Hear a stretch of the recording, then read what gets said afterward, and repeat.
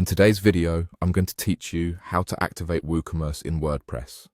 If you're ready to turn your website into a fully functioning online store, this is the fastest, most reliable way to get started. First, open your WordPress website and go to your dashboard. This is the control center where you manage everything on your site. Once you're there, look at the left-hand menu and click Plugins. This is where WordPress keeps all the tools you can add to your site.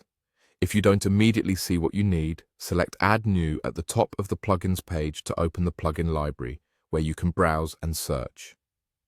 Next, in the plugin search bar, enter WooCommerce. You'll see it appear in the results. Look for the official WooCommerce plugin, which is developed by Automatic. That's the trusted, widely used one.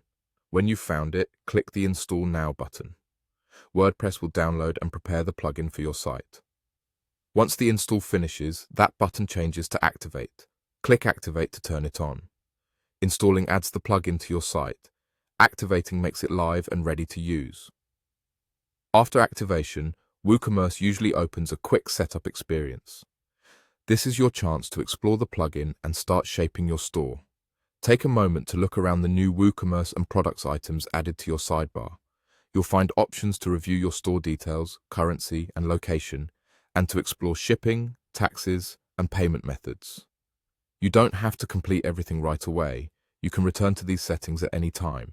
As you explore, a few tips can help. Keep your basic business details handy, like your store address and preferred currency, so you can confirm them quickly. When you review payments, you'll see popular choices such as credit cards and digital wallets. You can enable the ones that fit your customers best, and many providers offer a test mode so you can safely try things before going live. If you plan to sell physical products, glance at shipping zones and rates to make sure the defaults make sense for your audience. And if you're offering digital products, you may not need shipping at all, which you can confirm during your exploration. That's it. You opened your WordPress site, went to Plugins, searched for WooCommerce, installed it, and activated it.